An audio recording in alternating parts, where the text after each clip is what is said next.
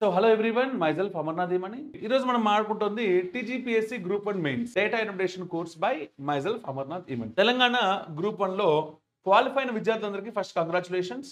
Major part one of the data interpretation. Sir దీన్ని major అని ఎందుకు అంటున్నారు? మీకు డౌట్ వస్తుంది. ఏంటి అంటే సార్ చాలా మంది స్టూడెంట్స్ ఏమనుకుంటారంటే సార్ ఇది మీరు మేజర్ అని చెప్తున్నారు కదా, దీంట్లో ఎక్కువ మార్క్స్ వస్తాయా? మరి దీంట్లో ఎక్కువ వస్తాయా తక్కువ వస్తాయని పక్కన పెడితే దీంట్లో అవుట్ ఆఫ్ మార్క్స్ తెచ్చుకుందికి స్కోప్ ఉన్న ఒకే ఒక డిపార్ట్మెంట్ ఇది. దేనికి ఇది? అవుట్ ఆఫ్ మార్క్స్ తెచ్చుకుందికి స్కోప్ ఉన్న ఒకే ఒక డిపార్ట్మెంట్ మాది. కాబట్టి అవుట్ ఆఫ్ మార్క్స్ వచ్చే డిపార్ట్మెంట్ వదిలేసి వేరే దాని మీద పడితే ఏమొస్తుంది? కాబట్టి దీని మీద మనం ఫోకస్ చేయాలి. ఓకేనా? సో ఈరోజు మనం టీజీపీఎస్సీ గ్రూప్ 1 మెయిన్స్లో డేటా ఇంటర్ప్రిటేషన్ అలియాస్ డిఐ మీద సిలబస్ ఏముంటుంది, మనం ఎలా ప్రిపేర్ అవ్వాలి, వన్ బై వన్ చొప్పున మనం మాట్లాడుకుంటూ ఉందాం. ఓకేనా? Let us see the first one. ఇది మనకి ఇచ్చిన సిలబస్. Okay, listen carefully.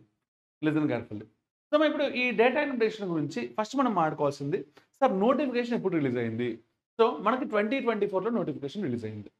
నిజమా? 2022లో రిలీజ్ అవ్వలేదా?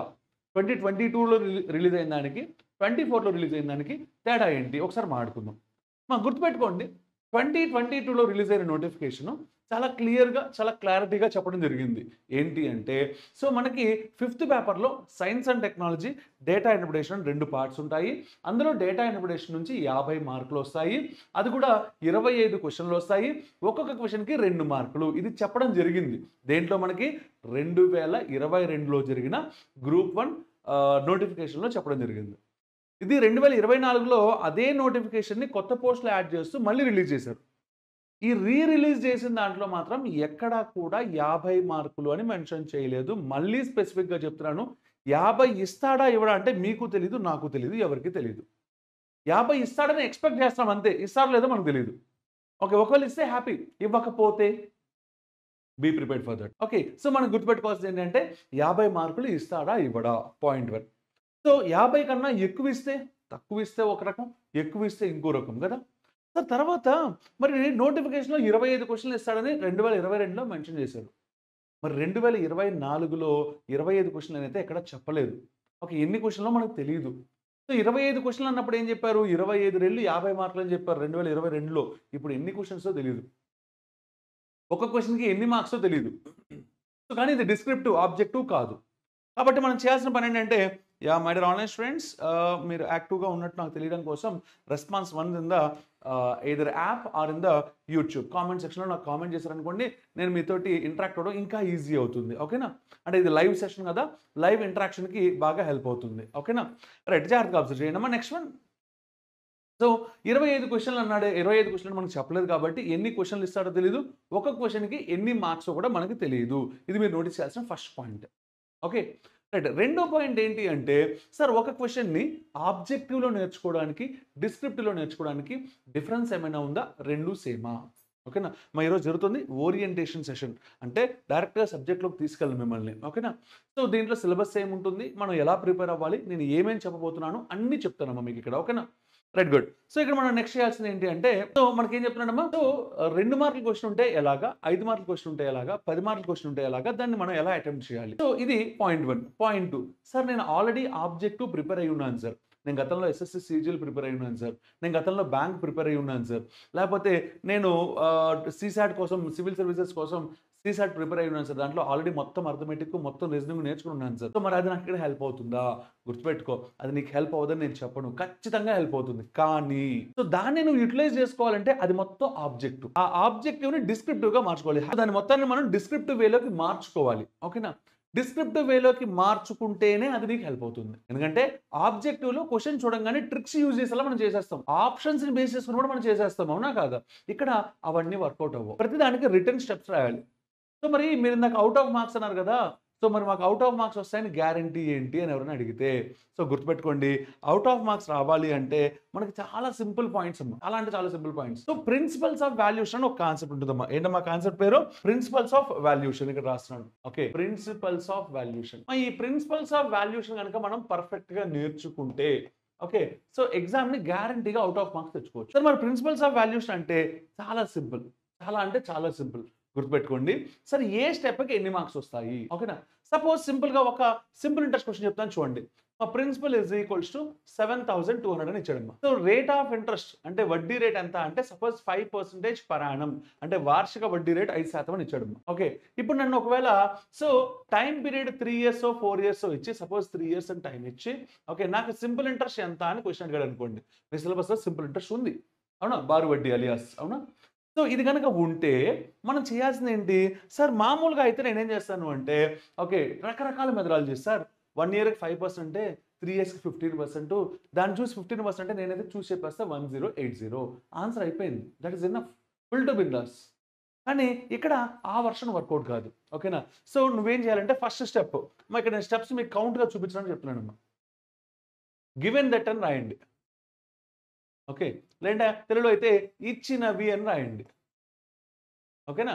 రాసి సో అసలు తెలుగులో అయితే, ఇంగ్లీష్లో అయితే ప్రిన్సిపల్ ఓకే బ్రాకెట్లో పిఎన్ రాసుకోండి అమ్మా. ఖచ్చితంగా చెప్తున్నాను మళ్ళీ ఇది కూడా వినండి. సో మీరు పిఎన్ రాస్తారంటే కుదరదు, ప్రిన్సిపల్ అని రాసి బ్రాకెట్లో పి రాయాలి. అంటే ఇక్కడ చెప్తున్నాను చూడండి, ప్రిన్సిపల్ అని రాసి బ్రాకెట్లో పిఎన్ రాసి 7,200 అని రాయాలి. Okay rate of interest okay అని రాసి బ్రాకెట్లో సో ఆర్ అని రాసి అప్పుడు 5% పర్ యానం ఓకేనా. నెక్స్ట్ టైం పీరియడ్ ఓకే అని రాసి బ్రాకెట్లో టీ అని రాసి అప్పుడు మీరు 3 years అని రాయాలి. ఈ గుర్తుపెట్టుకోండి, ఇది మొత్తం ఫస్ట్ స్టెప్. ఈ ఫస్ట్ స్టెప్కి ప్రిన్సిపల్స్ ఆఫ్ వాల్యూషన్ ఏం చెప్తుందంటే ఇదిగో ఈ స్టెప్ రాసావు గట్టయా నేను నీకు సో 2 marks క్వశ్చన్ కనుక అయితే ఇదిగో 2 marks క్వశ్చన్ కనుక అయితే ఓకే 0.5 marks అలొకేట్ చేస్తున్నాను. ఎన్ని మార్క్స్ అలొకేట్ చేస్తున్నాడమ్మా 0.5. అంటే నువ్వు ఇది రాస్తే నీకు 0.5 వచ్చేసినట్టే. నీకు ఆన్సర్ ఇప్పుడు నేను ఇంతవరకు రాశానమ్మా, నాకు ఇంకెంతకన్నా రాయడం రాదు సపోజ్ క్వశ్చన్ ఓకే ఏదో అంటే ఏదో ఫార్ములా ఉంటుంది, దానికి ఒక ప్రొసీజర్ ఉంటుంది, నాకు గుర్తులేదు. నేను ఎగ్జామ్ ఇంతవరకు రాసి వచ్చా, నా హాఫ్ మార్క్ నాకు ఇచ్చేస్తాడు ఓకేనా. Step 2 okay so simple interest okay is equals to అంటే సింపుల్ ఇంట్రెస్ట్ బ్రాకెట్లో ఎస్ఐ అని రాసుకోండి అమ్మా, is equals to PTR/100 okay. ఈ ఫార్ములా రాశాను వెంటనే సార్ ఈ స్టెప్ రాశాడు కదా 0.5 marks అలొకేట్ చేశాడు. ఎప్పుడు ఇది 2 marks అయితే 5 marks అయితే 10 marks అయితే ఏంటి దాన్ని ప్రిన్సిపల్స్ ఆఫ్ వాల్యూషన్లో ఎలా చూడాలి చూద్దాం, డోంట్ వరీ ఓకేనా. సో అయిపోయింది. ఇక ఈ మూడో స్టెప్ ఏంటో తెలుసా, నువ్వు దీనిలో మొత్తం వాల్యూ సబ్స్టిట్యూట్ చేసుకో. అంటే simple interest is equals to P అంటే 7,200, టీ అంటే 3 years, ఆర్ అంటే 5% బై 100. నువ్వు ఇక్కడ క్యాన్సిల్ చేయడం చేయొద్దు. ఈ స్టెప్ నాకు క్లారిటీగా ఇలా కనబడాలి. నువ్వు కావాలంటే పక్కన రఫ్ తీసుకో ఇలాగా ఓకేనా, దానికి కూడా లైన్ కొట్టి ఖచ్చితంగా రఫ్ చేయండి అంతేగాని సో ఇప్పుడు నేను గీసినట్టుగా కూడా కాదు. లైన్ గీయడం అంటే ఖచ్చితంగా అది పర్ఫెక్ట్గా ఉండాలి. అంటే ఇప్పుడు నేను చూపిస్తాను చూడండి okay, it should be like this, ఒక స్ట్రైట్ లైనే ఉండాలి అది ఓకేనా. సో స్కేల్ అవి క్యారీ చేస్తారు కాబట్టి ఆ లైన్ తీసుకొని కాబట్టి ఈ రఫ్ని ఇక్కడ చేసుకోండి 7,200 × 3 × 5 బై ఓకే 100. నువ్వు ఇలా చేస్తావా లేకపోతే నీకు ఆబ్జెక్టివ్ వర్షన్లో ఎలా వచ్చో అలా చేస్తావా నాకు సంబంధం లేదు, నీ ఇష్టం వచ్చినట్టు చేసుకో ఇక్కడ ఓకేనా. 5 3s are 15, సో 15తో మల్టిప్లై చేస్తే 15 2s are 30, 15 7s are 105, 3 add చేస్తే 108. ఇదంతా ఎగ్జామినర్కి అవసరం లేదమ్మా, వాడు దీన్ని పట్టించుకోడు ఎప్పుడు 2 marks క్వశ్చన్ అయితే ఓకేనా. సో నువ్వు డైరెక్ట్గా నాకు ఆన్సర్ తీసుకొచ్చి ఎంత వచ్చిందమ్మా 1080. గుర్తుపెట్టుకో నీ ఆన్సర్కి మార్క్స్ ఎక్కువ ఉంటాయి కాబట్టి therefore answer that is equals to simple interest is equals to 1080 అని రాసి చక్కగా ఓ బాక్స్ కొట్టండి ఓకేనా. కొడితే ఇదిగో ఈ స్టెప్ రాసినందుకు కానీ నీకు ఇంకో 1 mark ఇచ్చేస్తాడు. అంటే 2 marks నీకు వచ్చేసాయి. ఇక్కడ గుర్తుపెట్టుకో నీకు ఆన్సర్ సపోజ్ 1080 రాయిపోయి నువ్వు పొరపాటున సో ఇప్పుడు నేనే రాశాను చూడండి కొంచెం పెద్ద అయితే 6 అయిపోతుంది అవునా కదా. సో ఎగ్జామినర్కి అది 1086లో కనబడితే అంటే ఇది కరెక్టా రాంగా, రాంగ్ అంటే ఈ 1 mark కొట్టేశాడు అంతే. సార్ అది నేను 1080 రాశాను సార్, కాకపోతే కొంచెం రాసినప్పుడు కొంచెం ఓవర్లుక్లో పడింది సార్, నాకేం సంబంధం లేదు ఎందుకంటే ఎగ్జామినర్ నువ్వు ఎక్స్ప్లెనేషన్ ఇవ్వలేవుగా అవునా కాదా. సో ఎగ్జామినర్ ఎంత స్ట్రిక్ట్గా ఉంటాడో మీకు అర్థమైంది అనుకుంటా కదా. ఓకే 1080 కనబడితే సార్ ఇప్పుడు ఇదే క్వశ్చన్ని ఓకే నన్ను ఎగ్జామ్లో అంటే ప్రిన్సిపల్ ఇచ్చాడు, రేట్ ఆఫ్ ఇంట్రెస్ట్ ఇచ్చాడు, టైం పీరియడ్ ఇచ్చాడు, కానీ నన్ను ఏమడుతున్నాడు సింపుల్ ఇంట్రెస్ట్ అడుగుతున్నాడు. సార్ నాకు ఇలా రాయాలని తెలియదు సార్, నేను ఆబ్జెక్టివ్ వర్షన్లో ఎస్ఎస్సి సిజిఎల్కి బ్యాంక్కి ఫుల్గా ప్రిపేర్ అయి ఉన్నాను సార్. ఓకే సపోజ్ నీ గురించి మాట్లాడతాను చూడు. ఓకే వాళ్ళు ఇచ్చింది ఏంటమ్మా, ప్రిన్సిపల్ ఇచ్చారు 7,200, రేట్ ఆఫ్ ఇంట్రెస్ట్ ఇచ్చారు 5% పర్ యానం, టైం పీరియడ్ ఇచ్చారు ఎంత ఇచ్చారమ్మా 3 years ఇచ్చాడు. ఓకే, నేను ఏమంటున్నాడు, అరే బాబు సింపుల్ ఇంట్రెస్ట్ ఎంతో కనుక్కొని చెప్పాయా, నాకు బారు వడ్డీ ఎంతో చెప్పు అని అడిగాడు, అవునా కదా. నీకు మనకి ఆబ్జెక్టివ్ వర్షన్లో చేయడం వచ్చు కదా. ఎలా చేయాలి సార్, 5% 3 అంటే 15%, అంటే నువ్వు 15% ఆఫ్ 7,200 అని రాసావు అనుకోమ్మా. Okay, simple interest is equals to, ఓకేనా. ఇప్పుడు ఇది ఏమవుతుందో నేను మీకు చెప్తాను, జాగ్రత్తగా వినండి. Simple interest is equal 15% of 7,200. మనం ఆబ్జెక్టివ్లో అయితే ఏం చేస్తామమ్మా, 15% అంటే 10% ప్లస్ 5%గా తీసుకొని 10% అంటే 720 అని, 5% అంటే దీంట్లో సగం కాబట్టి 360 అని, రెండు యాడ్ చేస్తే 1080 అని రాస్తాం, అవునా కాదా.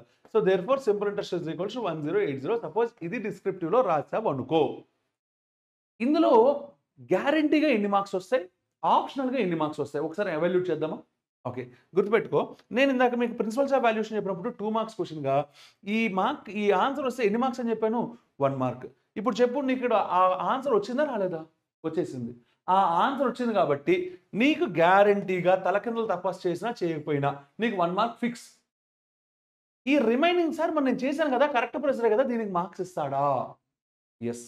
ఓకే, దాన్ని 50-50 ఛాన్సెస్ అంటామమ్మా. ఎందుకు అంటే ఇప్పుడు ఈ ఎగ్జామ్ ప్రొసీజర్ ఎలా ఉంటుందో నేను మీకు చెప్తాను, చూడండి జాగ్రత్తగా. ఓకే, ఇప్పుడు నేను పేపర్ సెటర్ అనుకుందాం. ఇప్పుడు దాకా నేను ఏంటి, ఒక స్టూడెంట్లా ఎగ్జామ్ రాస్తే నాకు ఇన్ని మార్క్స్ వస్తాయనే దాని గురించి మాట్లాడాను, అవునా కదా. ఇప్పుడు నేను ఒక పేపర్ సెటర్ అయితే ఎలా ఉంటుంది అంటే, ఓకే, నేను ఫస్ట్ క్వశ్చన్ పేపర్ సెట్ చేస్తా. ఓకే, సో మనకి ఎన్ని క్వశ్చన్లు ఇవ్వాలో 1, 2, 3 అంటూ క్వశ్చన్ అన్ని ఇచ్చుకుంటూ వెళ్ళిపోయా, ఓకేనా. ఆ తర్వాత ఇక్కడ కీ ఇచ్చేస్తా. ఒకటో క్వశ్చన్కి 3 ఆప్షన్, అంటే 3 కాదు సారీ 3200, రెండో క్వశ్చన్కి 5600, మూడో క్వశ్చన్కి x>y, ఇలా ఏమో నా వంతు నేను ఆన్సర్లను రాసుకుంటూ వెళ్ళిపోయా, కీ ఇచ్చేసా, ఓకేనా. సో ఈ కీ అయిపోయిన తర్వాత నెక్స్ట్ నేను ఏం చేస్తానంటే సొల్యూషన్స్ అని రాస్తాను, ఓకేనా. ఇప్పుడు ఫస్ట్ క్వశ్చన్కి సొల్యూషన్ రాయాలి. సపోజ్ ఆ ఫస్ట్ క్వశ్చన్ ప్రిన్సిపల్స్ ఇప్పుడు నేను చెప్పిన సింపుల్ ఇంట్రెస్ట్ క్వశ్చన్ అనుకుందాం. అప్పుడు మీరు ఏం చేయాలి తెలుసా, ఖచ్చితంగా గుర్తుపెట్టుకోండి, ఇప్పుడు ఇక్కడ చెప్పబోతుందని చాలా ఇంపార్టెంట్, చాలా వాల్యుబుల్. ఓకే, సో నేను ఫస్ట్, ఓకే, ఇందాక చెప్పాను చూసారా, given that, okay, so principal is equals to rate of interest is equals to time period is equals to, ఆ తర్వాత I know that simple interest is equal to PTR/100 formula, ఆ తర్వాత value substitute చేసి answer is equals to 1080 ఇలా రాస్తానమ్మా. Okay, అప్పుడు నేను ఏం చేస్తానంటే ఇది హాఫ్ మార్కు, ఇది హాఫ్ మార్కు, ఇది 1 మార్కు. ప్రిన్సిపల్స్ ఆఫ్ వాల్యుయేషన్ అయిపోయింది ఫస్ట్ క్వశ్చన్కి.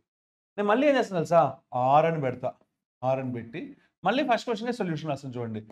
Given that, okay, so principal, rate of interest, time period, okay, so as యూజువల్గా హాఫ్ మార్క్.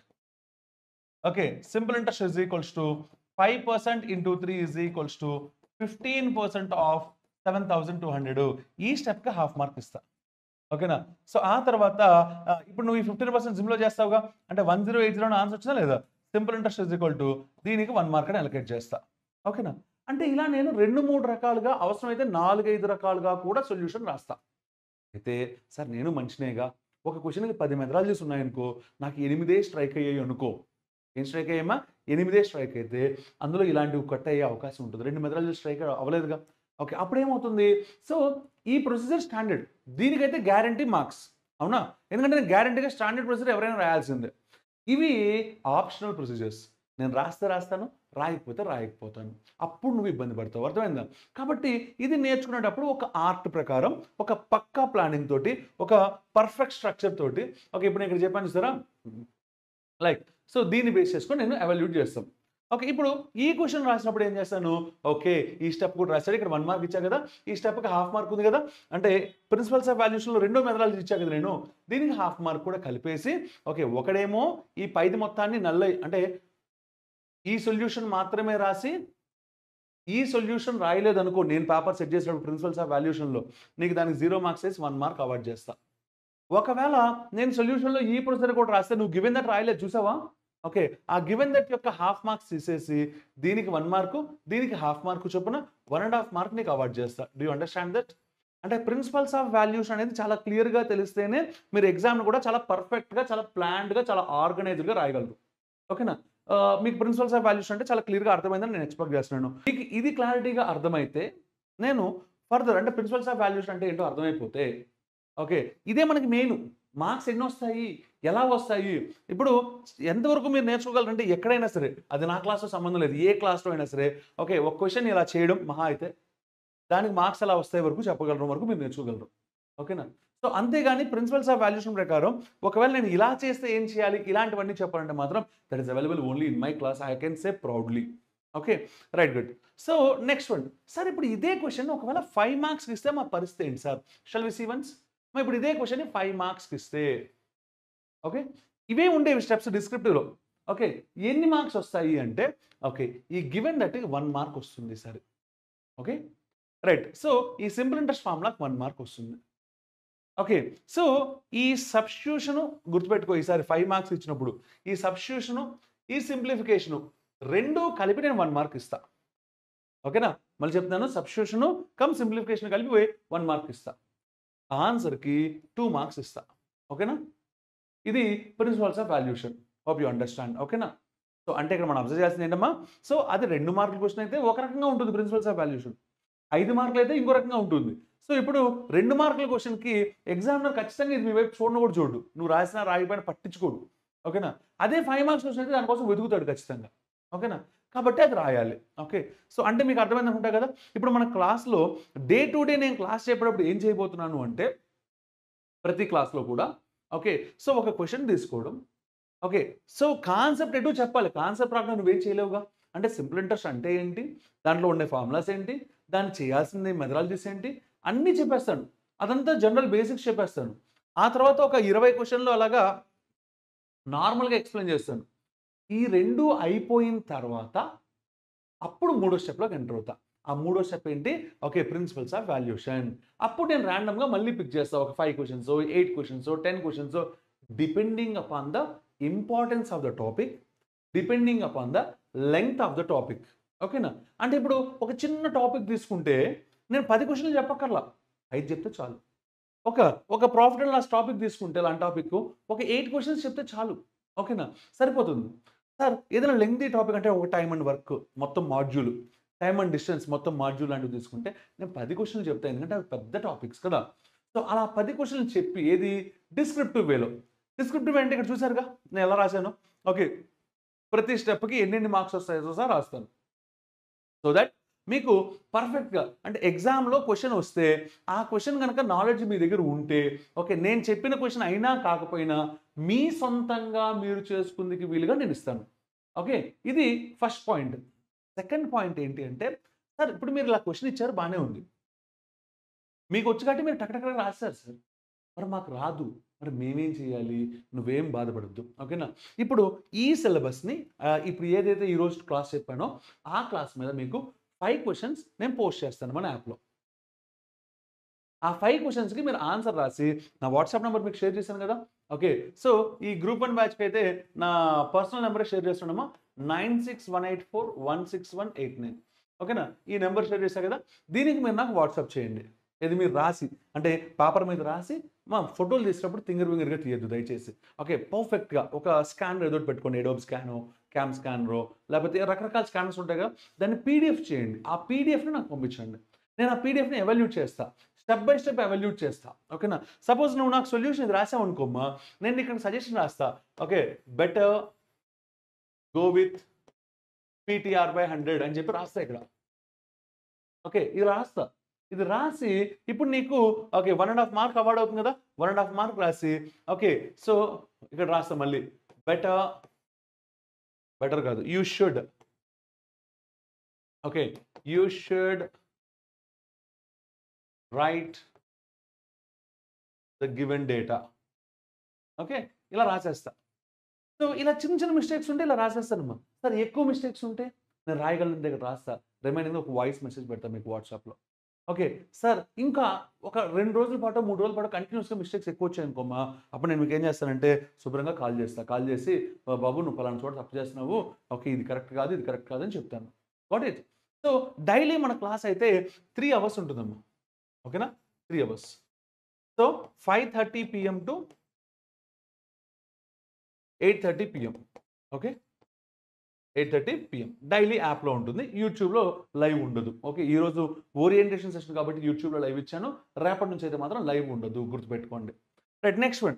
ఇప్పుడు మనకి ప్రిన్సిపల్స్ ఆఫ్ వాల్యుయేషన్ అంటే ఏంటో అర్థమైంది. మార్క్స్ ఎలా వస్తాయో అర్థమైంది. 100% స్కోర్ చేయాలంటే ఏంటో మీకు అర్థమైంది.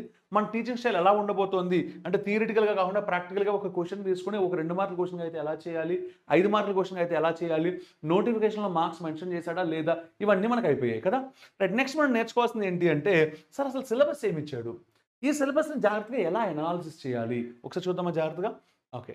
సో, ఇది ఇందులో ఉన్న టర్మ్స్‌ని ఎక్స్‌ప్లెయిన్ చేసి ఓకే. మనకున్న కన్వెన్షనల్ సిలబస్ ఏంటో నేను రాసేస్తాను. ఓకేనా? ముందు మనకున్న సిలబస్ ఏంటో రాసేస్తే మీకు ఏం నేర్చుకోవాలో తెలిసిపోతుందమ్మా. ఓకేనా? క్వాంటిటేటివ్ యాప్టిట్యూడ్ అలియాస్ అర్థమెటిక్ తీసుకుంటే okay. Number system, number system ఆ తర్వాత మళ్ళీ వీటిలో అన్నీ ఉన్నాయా లేదా మనం టిక్కులు పెట్టుకుందాం. అన్నీ ఉంటాయి. ఓకేనా?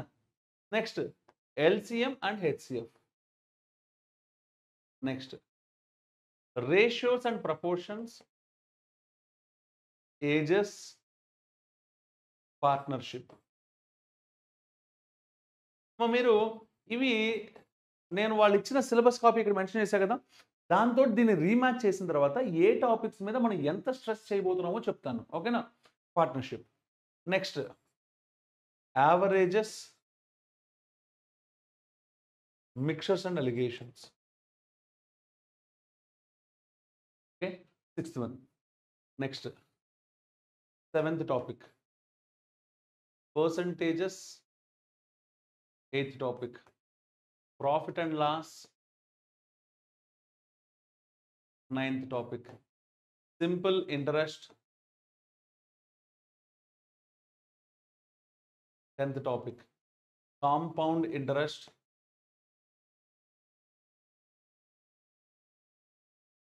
Okay. 11th topic time and work.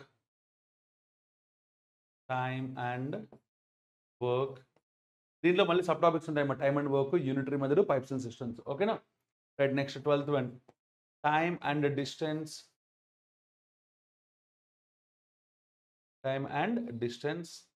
Okay. 13th one data interpretation.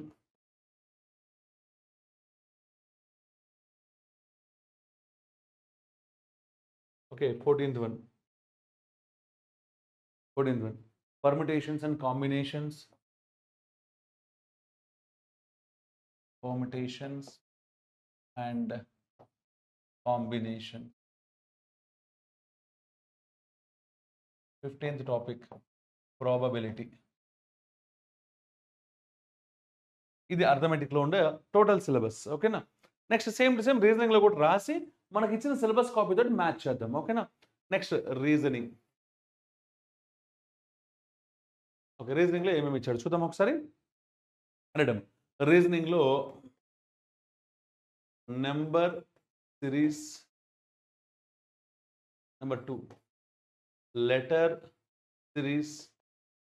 Number 3 analogy పోలిక పరీక్ష అంటాం. నెంబర్ 4 odd men out alias classification. దీన్ని తెలుగులో భిన్న పరీక్ష అంటాం. 5th one coding, decoding.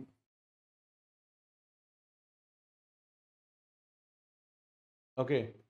6th one clocks. 7th one calendars. Okay. 7th one calendars. 8th one blood relations, రక్త సంబంధాలు. 9th one direction sense test అంటామా. ఓకే. దిశాత్మక పరీక్ష. 10th one seating arrangement.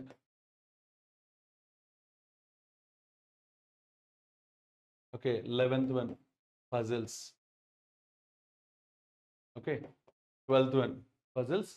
Next ranking test. నేను syllabus రాస్తున్నానమ్మా. ఆ తర్వాత మన దాంట్లో ఏమేమి ఉన్నాయో చెప్తాను. Ranking test. ఓకే. నెక్స్ట్ మనకున్న topic non verbal reasoning. Syllogism. Next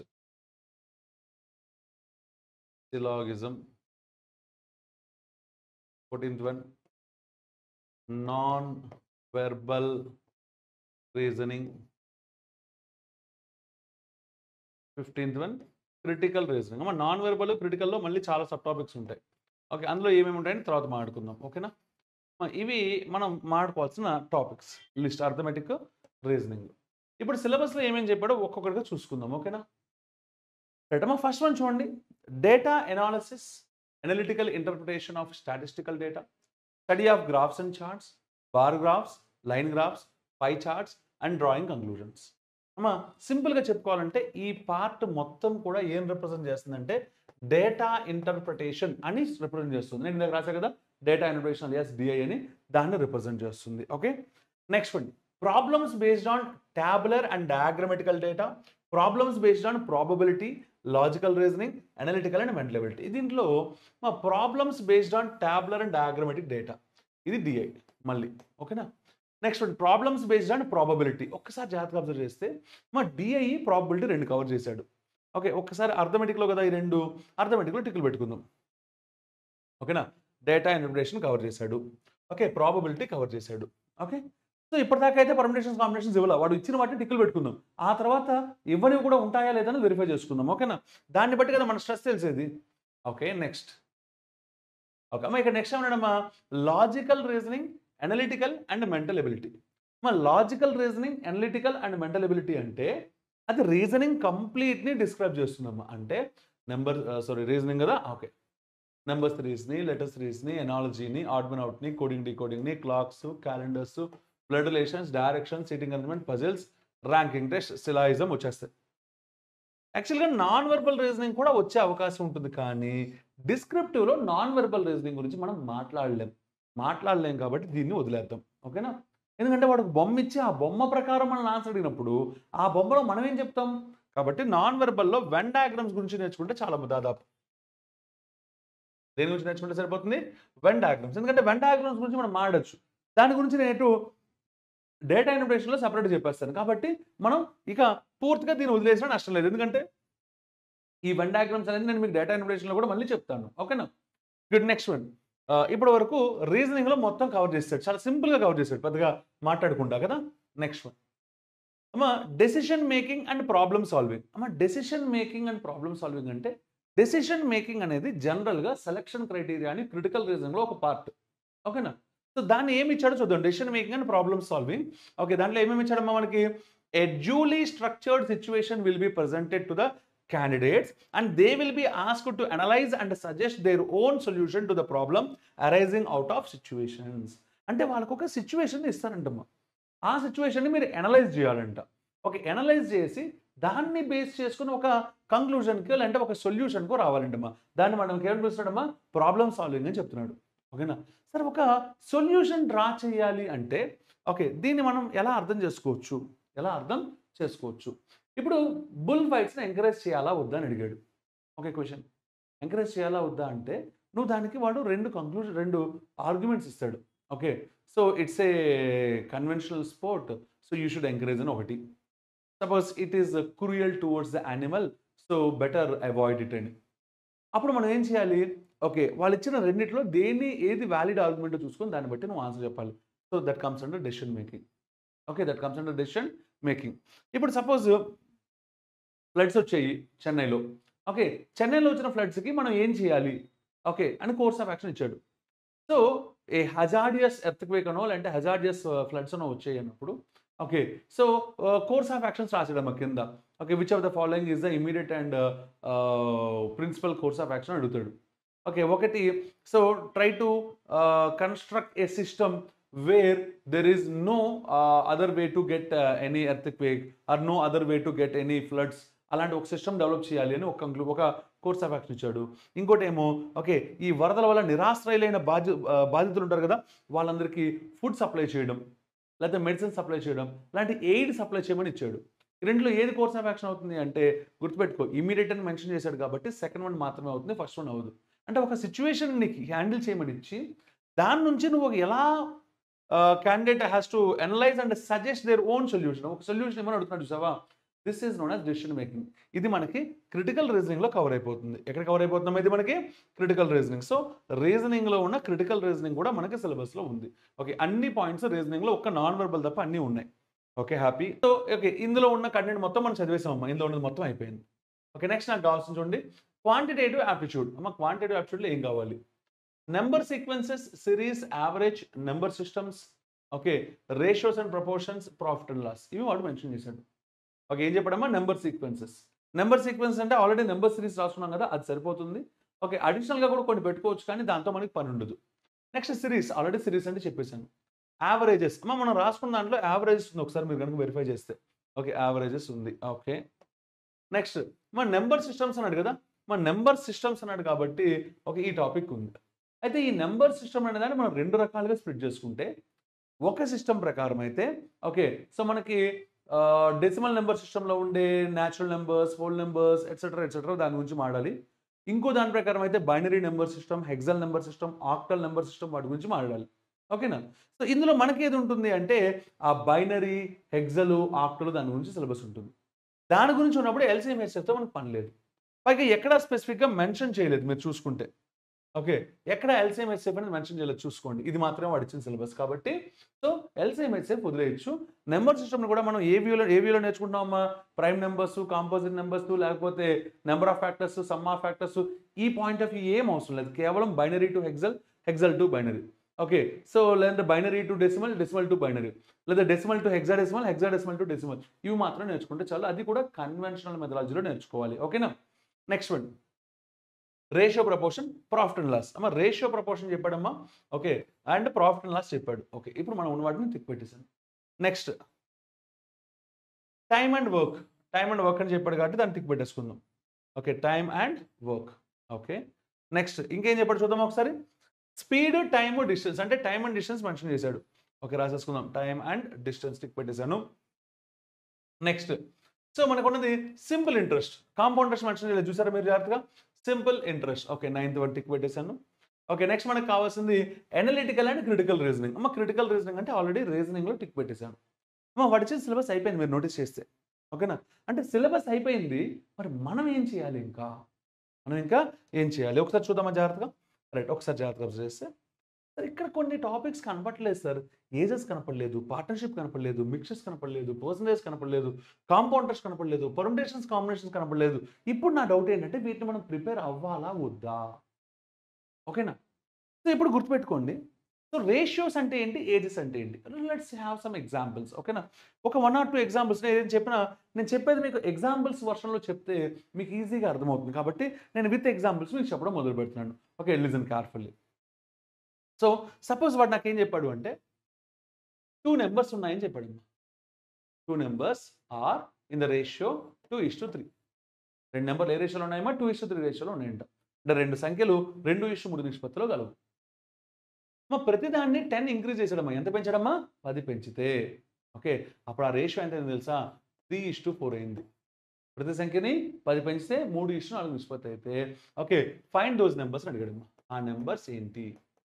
ఇప్పుడు చెప్పండి, ఇది ఒక రేషియోస్ అండ్ ప్రపోర్షన్స్లో క్వశ్చన్, అవునా కాదా? నిష్పత్తుల్లో క్వశ్చన్, రేషియోస్లో కదా. ఓకే, ఓ పాయింట్ అయిపోయింది. రేషియోస్ అయిపోయింది కదా. ఇప్పుడు నేను 2 నెంబర్లు అన్నాడే కానీ ఆ 2 నెంబర్లు ఏంటో చెప్పలేదు కదా. నేను కొంచెం లిబర్టీ తీసుకుంటా. నెంబర్లు అంటే ఏంటి? నా హైట్ ఒక నెంబర్, నా వెయిట్ ఒక నెంబర్, అవునా కాదా? లేకపోతే నా ఏజ్ ఒక నెంబర్. ఓకే, ఏజ్ కూడా ఒక నెంబరే కాబట్టి దాన్ని ఇలా మారుస్తాను చూడండి. Okay, ages of 2 persons. ఓకేనా? ఎంత ఉందమ్మా? 2:3. అదే డేటా ఇస్తాను చూడండి. ఈచ్ వన్ని 10 పెంచాను, అవునా కాదా? ఓకే, అంటే 10 పెంచాలి అంటే నా ఏజ్ 10 పెరగాలి. ఎప్పుడు పెరుగుతుంది? నిన్న పెరుగుతుందా? రేపు పెరుగుతుందా? కాదు, 10 ఏళ్ల తర్వాత 10 పెరుగుతుంది కదా. కాబట్టి ఆఫ్టర్ 10 years ఓకే, ఆ రేషియో ఎంత అయిందంటే 3:4 అయింది. అయితే మా ప్రెజెంట్ ఏజెస్ ఎంత అని అడిగాడు.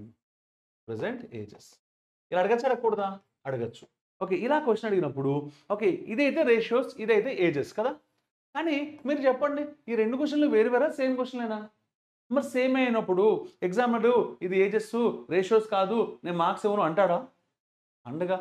కాబట్టి ఏజెస్ కూడా మనకి సిలబస్లో ఉంటుంది. ఓకే, నేను స్టార్ వేస్తున్నాను ఎందుకో తెలుసా? సరే వాడు డైరెక్ట్ ఇవ్వాలి ఏజెస్ గురించి. కాబట్టి నేను ఏం చేస్తాను తెలుసా? ఏజెస్ని మీకు డీటెయిల్డ్గా చెప్పను. ఓకేనా?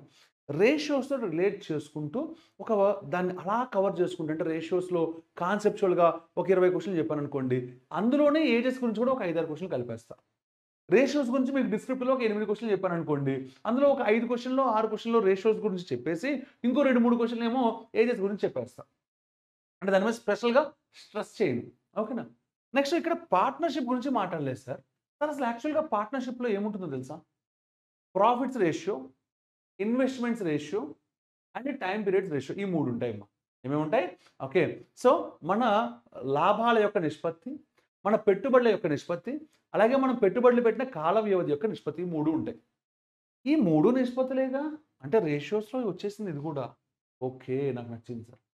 సార్ తర్వాత వాడు ప్రాఫిట్ అండ్ లాస్ అన్నాడు గదా! అవును. అసలు ప్రాఫిట్ అండ్ లాస్ ఎప్పుడొస్తుంది?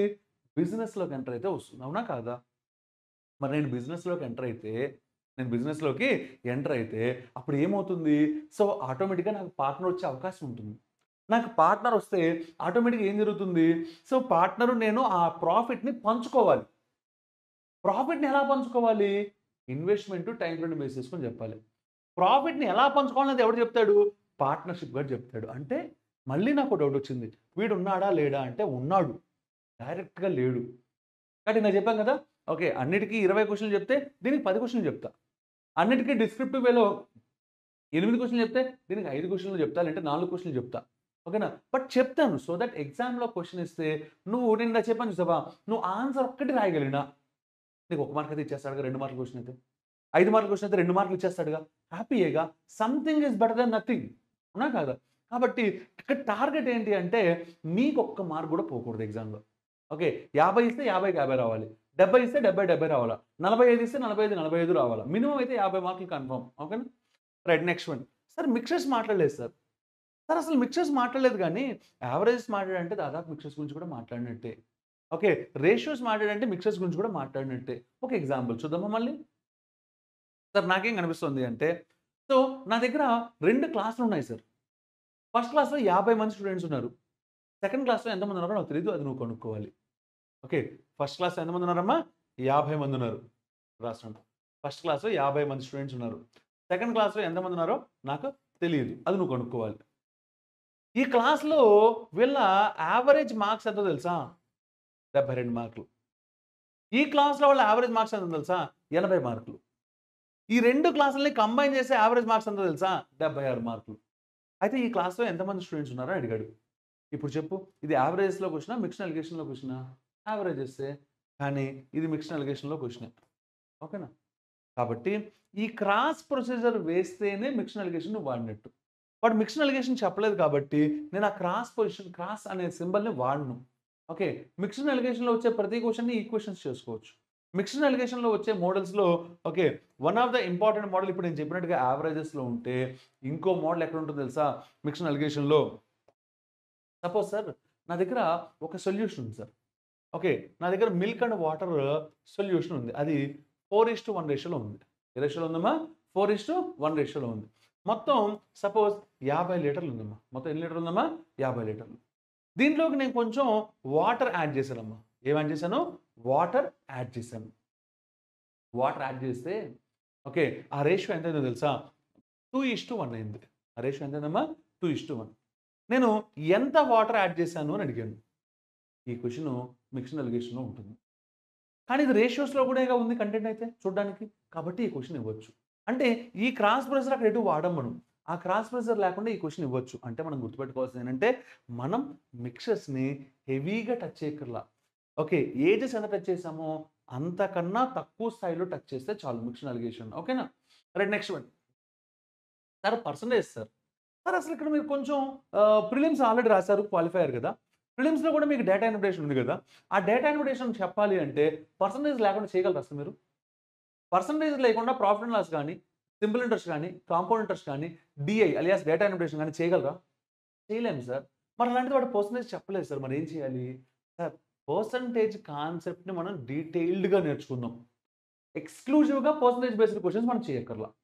కానీ పర్సెంటేజ్ కాన్సెప్ట్ డీటెయిల్డ్‌గా నేర్చుకోకపోతే నువ్వు profit and loss, simple interest చేయలేవు. కాబట్టి అది బాగా నేర్చుకుందాం. ఓకేనా? కాన్సెప్ట్ నేర్చుకుందాం. అసలు ఒక్క క్వెషన్ కూడా ప్రాక్టీస్ చేయక్కర్ల పర్సెంటేజ్.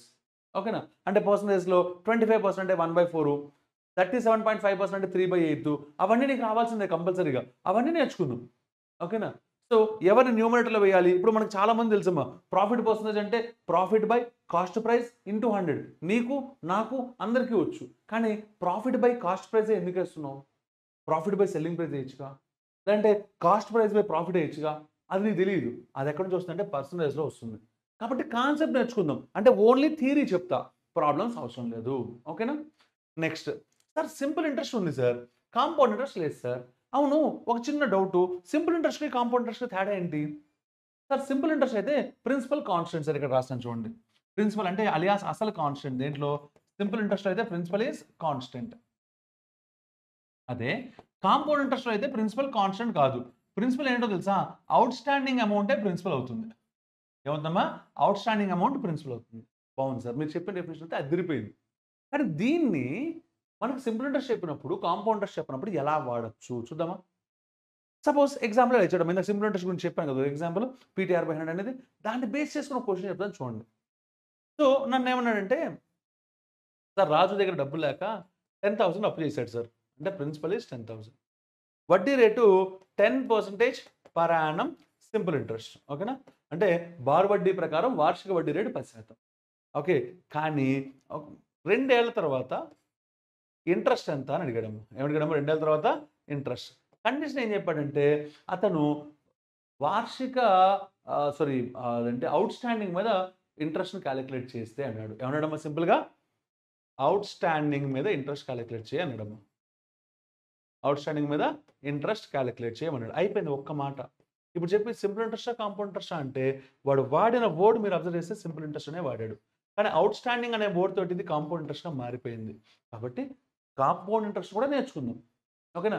అయితే సార్ ఆబ్జెక్టివ్‌లోను, డిస్క్రిప్టివ్‌లోను కాంపౌండ్ ఇంట్రెస్ట్‌తో తేడా ఏంటో తెలుసా? ఆబ్జెక్టివ్‌లో కాంపౌండ్ ఇంట్రెస్ట్ చాలా పెద్ద టాపిక్. చాలా కాన్సెప్ట్స్‌ని అనలైజ్ చేయాలి. కానీ ఓకే, దీంట్లో కాంపౌండ్ ఇంట్రెస్ట్ అంటే చాలా simple sir. Okay, A = P × 1 + R/100 whole power n. ఇది తప్ప ఇంకా ఏది నీకు ఇవ్వడానికి అవకాశం లేదు. ఏం చేసినా దీని మీదే చేయాలి. ఓకేనా? మనకి లిబర్టీ ఉంటదమ్మా. ఓకే. ఎప్పుడైనా నువ్వు యావరేజెస్ టాపిక్ చేసావనుకోమ్మా, ఓకే, యావరేజెస్‌లో ఆబ్జెక్టివ్‌లో నేనే మీకు సపోజ్ చాలా మోడల్స్ చెప్తా. గ్రూపింగ్ అంటాను, అన్‌గ్రూపింగ్ అంటాను, ఏపీలో ఉంటే అంటాను, లేకపోతే ఈచ్ అబ్జర్వేషన్ పెంచితే అంటాను, ఈచ్ అబ్జర్వేషన్ తగ్గిస్తే అంటాను. ఓకే, లేకపోతే ఒక రీప్లేస్‌మెంట్ అంటాను, పర్సన్స్ యాడ్ అయితే అంటాను, లీవ్ అయితే అంటాను, యాడ్ అయినప్పుడు పెరిగితే, యాడ్ అయినప్పుడు తగ్గితే, రీప్లేస్ అయినప్పుడు పెరిగితే, రీప్లేస్ అయినప్పుడు తగ్గితే, ఓకే, ఎగ్జిట్ అయినప్పుడు పెరిగితే, ఎగ్జిట్ అయినప్పుడు తగ్గితే, ఇలా రాంగ్ అబ్జర్వేషన్ తీసుకుంటే ఇన్ని మోడల్స్ చెప్తాను. అవి కాకుండా మళ్ళీ మిస్‌లీనియస్ క్వెషన్స్ అని చెప్తాను ఎప్పుడు ఆబ్జెక్టివ్‌లో. కానీ డిస్క్రిప్టివ్‌లో యావరేజ్ అంటే సింపుల్ అమ్మ. Some of observations by number of observations. ఎవరు చేసినా ఇదే చేయాలి. ఇంకోటి చేయడానికి వీలు లేదు. ఎందుకంటే డిస్క్రిప్టివ్ మనకి ఈ స్టెప్ కూడా మార్క్స్ ఉంటాయి. ఓకేనా? కాబట్టి ఈ మెథడాలజీలో మనం చేయడం నేర్చుకుంటాం. చాలా ఈజీగా అయిపోతుంది. ఓకేనా? అందుకనే నేను మీకు బేసిక్స్ చెప్పేటప్పుడు ఏం చెప్పానమ్మా? మీకు ఆబ్జెక్టివ్ వైస్‌గా వచ్చే బేసిక్స్ నాకొద్దు. నేను ఇప్పుడు డిస్క్రిప్టివ్ వైస్‌గా బేసిక్స్ చెప్తాను. అవి నేర్చుకోండి చాలు. ఓకేనా? Right, next one. సో అంటే ఇప్పుడు మనం అర్థం చేసిందమ్మా, కాంపౌండ్ ఇంట్రెస్ట్ టచ్ చేస్తామా చేయమా అంటే ఆ ఫార్ములాని ఎలా అప్లై చేయాలో చెప్తాను. ఓకేనా? సో ఎక్కువ సేపు చెప్పను. ఓకే. Right, next one. ఇక పర్ముటేషన్స్, కాంబినేషన్స్, ప్రాబబిలిటీ. సార్ ఇందులో ప్రాబబిలిటీ అయితే సిలబస్‌లో ఉంది సార్. నాకు చాలా క్లారిటీగా అర్థమైపోయింది. కానీ మరి పర్ముటేషన్స్, కాంబినేషన్స్ అనేది చెప్పలేదు. అది సిలబస్‌లో ఉందా లేదా అంటే, ప్రాబబిలిటీలో క్వెషన్స్ 2 రకాలుగా ఉంటాయి. ఒకటి పర్ముటేషన్స్, కాంబినేషన్ బేస్డ్, ఇంకొకటి జనరలైజ్డ్ సెన్స్. ఓకేనా? సో మరి ఎగ్జామ్‌లో ప్రాబబిలిటీ అన్నాడు కాబట్టి పర్ముటేషన్స్, కాంబినేషన్స్ వైస్‌గా క్వెషన్ ఇచ్చినా, జనరలైజ్డ్ సెన్స్‌లో ఇచ్చినా మీరు క్వెషన్ చేయడానికైతే లేదు. అంటే సార్ సపోజ్ ఒక నాన్ లీప్ ఇయర్‌లో ఎగ్జాంపుల్ రాస్తున్నానమ్మా. ఒక నాన్ లీప్ ఇయర్‌లో 53 సండేస్ ఉండడానికి ప్రాబబిలిటీ ఎంత అని క్వెషన్ అడగొచ్చు. అది ఆన్సర్ 1/7. ఇది జనరలైజ్డ్, పర్ముటేషన్స్, కాంబినేషన్స్‌తో సంబంధం లేదు. ఇలాంటి క్వెషన్‌లు ఇవ్వచ్చు. లేదా సార్ INDIA అనే పదం ఉంది కదా, ఇండియా. దీంట్లో ఆల్ఫాబెట్స్ అన్నిటిని వాటిని అరేంజ్ చేస్తే, వోవెల్స్ టుగెదర్ అంటే పక్క పక్కనే ఉండే ప్రాబబిలిటీ ఎంత అని అడగచ్చు. వోవెల్స్ టుగెదర్, దీనికి ప్రాబబిలిటీ ఎంత? ఓకే, దీనికి ఆన్సర్ చెప్పాలి అంటే INDIA ఇండియా అనే పదంలోని అక్షరాలన్నింటినీ నీకు అరేంజ్‌మెంట్ రావాలి. గుర్తుపెట్టుకో, arrangement is nothing but permutation. ఓకేనా? అంటే పర్ముటేషన్ లేకుండా ఈ క్వెషన్ రాదు. ఇలాంటివి కూడా ఇవ్వచ్చు. ఓకేనా? సో ఇక్కడ మనకి ప్రాబబిలిటీ అంటే కాన్సెప్ట్ నేను మీకు డీటెయిల్డ్గా చెప్తా, అందులో డౌట్ ఏం లేదు. ఓకేనా? చెప్పేసి ఓకే ఈ జనరలైజ్డ్ సెన్స్లో ఉండే క్వశ్చన్స్ అన్నీ చెప్పేస్తా, డౌట్ లేదు. పర్మిటేషన్స్ కాంబినేషన్స్ అంటే ఇంట్రడక్షన్ ఇస్తా. ఇంట్రడక్షన్ ఇచ్చేసి నా దగ్గర పర్మిటేషన్స్ కాంబినేషన్స్ వీడియో ఉంది ఆల్రెడీ. ఓకే ఆ వీడియోని పోస్ట్ చేస్తా, అంటే డిస్క్రిప్టివ్ కాకుండా ఆబ్జెక్టివ్ పాయింట్ ఆఫ్ వ్యూలో. అంటే పర్మిటేషన్స్ కాంబినేషన్స్లో ఉండే మోడల్స్ అన్నీ నేను మీకు చెప్తే కానీ నువ్వు ప్రాబబిలిటీలో ఆ క్వశ్చన్స్ అన్ని చేయలేవు. పర్మిటేషన్స్ కాంబినేషన్స్లో చాలా మోడల్స్ ఉంటాయి. మరి ఆ మోడల్స్ అన్ని నీకు తెలియాలిగా. కాబట్టి ఏం చేస్తానంటే ఆ వీడియోని ఇక్కడ యాడ్ చేసేస్తా. ఓకే యాడ్ చేసేస్తాను కాబట్టి నువ్వు ఏం చేసుకోవచ్చు హ్యాపీగా. సో కాన్సెప్ట్ మొత్తం వచ్చేస్తుంది. ఎలా సాల్వ్ చేయాలో డిస్క్రిప్టివ్ వేలో నేను ఇక్కడ చెప్పేస్తాను. ఓకేనా? ఇది మన syllabus. This is what the syllabus that we have. ఓకేనా? Just a second.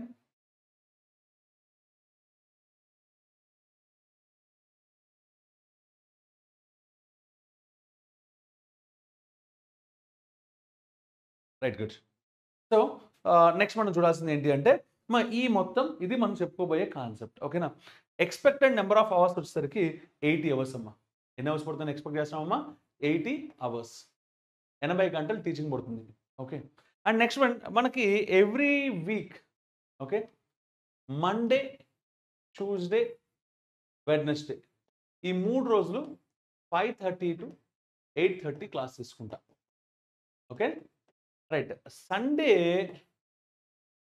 99% same timings class తీసుకుంటా. ఓకేనా?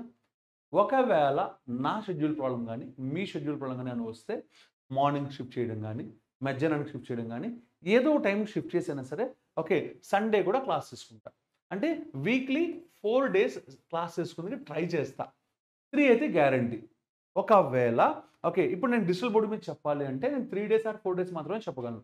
ఓకే నా దగ్గర ల్యాప్టాప్లో కూర్చొని ఓకే అంటే ఇది మొత్తం స్క్రీన్ పెట్టుకొని ఇక్కడ మాత్రమే నేను కనపడే విధంగా మనం క్లాస్ చెప్పుకోవచ్చమ్మా.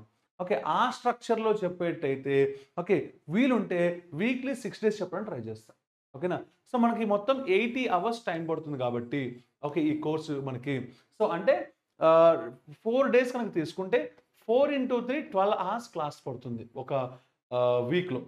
ఓకే ఒక వీక్లో 12 hours అంటే మనకి 7 weeks తీసుకుంటే ఓకే సో 84 hours వస్తుంది. అంటే సుమారుగా మనకి సిలబస్ అయిపోతుంది. ఓకేనా? సో లేదా 6 weeks సిలబస్ కంప్లీట్ అవ్వడానికి ట్రై చేస్తాను. ఓకేనా? 6 weeks అంటే 1.5 months. అంటే by the end of August I try to complete the syllabus.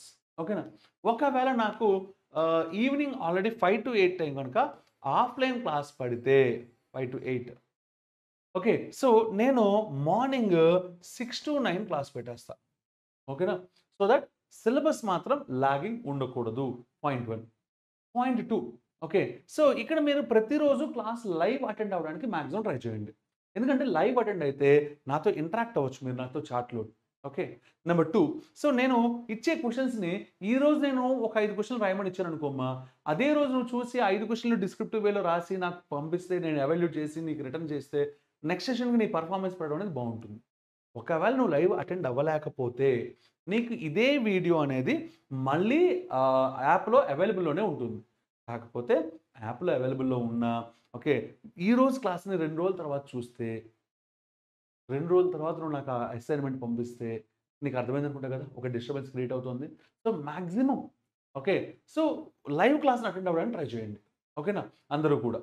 So అలాగే మీకు మనం ఏం చెప్పబోతున్నాము దాంట్లో క్లారిటీ ఎంత ఉంది ఓకే మన వే ఆఫ్ టీచింగ్ ఏంటి అన్నీ మీకు ప్రిన్సిపల్స్ ఆఫ్ వాల్యూషన్ అంటే ఏంటి ఓకే కోర్స్ స్ట్రక్చర్ ఏంటి కోర్స్ డ్యూరేషన్ ఏంటి సిలబస్ ఏంటి ఏ టాపిక్స్ చెప్పబోతున్నాను ఒక్కొక్క టాపిక్ అంటే ఇప్పుడు రీజనింగ్లో నెంబర్ సిరీస్ లాంటి వాటిని డిస్క్రిప్టివ్లో ఎలా చెప్తారు సార్ నేను చూస్తాను సార్ అని కొంతమంది ఆలోచిస్తూ ఉంటారు. ఓకే ఒక్క నెంబర్ సిరీస్ క్వశ్చన్ తీసుకుని నేను మీకు చెప్పేస్తాను.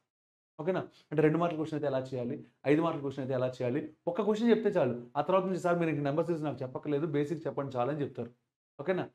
సో కాబట్టి అలా నేను మీకు కంటెంట్ ఇచ్చేస్తా. ఓకే సో మీకు ఒక క్లారిటీ వచ్చింది కాబట్టి ఓకే సో నేను చాలా నామినల్గా తీసుకుంటున్నానమ్మా. ఈ కోర్స్ క్రియేట్ చేయడం కూడా ఓకే ఎక్కువ మంది స్టూడెంట్స్ బెనిఫిట్ అవ్వాలని నాకు తెలిసిన కొంతమంది స్టూడెంట్స్ అడుగుతున్నారని నేను క్రియేట్ చేశాను. ఓకే బట్ నేను 80 hours స్పెండ్ చేస్తే నాకు కూడా ఆ 80 hours కనీసం నా ఆఫ్లైన్ రెమ్యూనరేషన్ అయినా రావాలిగా. ఓకే కాబట్టి you better spread to as much as possible. Okay this is my sincere request my dear boys and girls. If you like the video, okay, like, share and subscribe.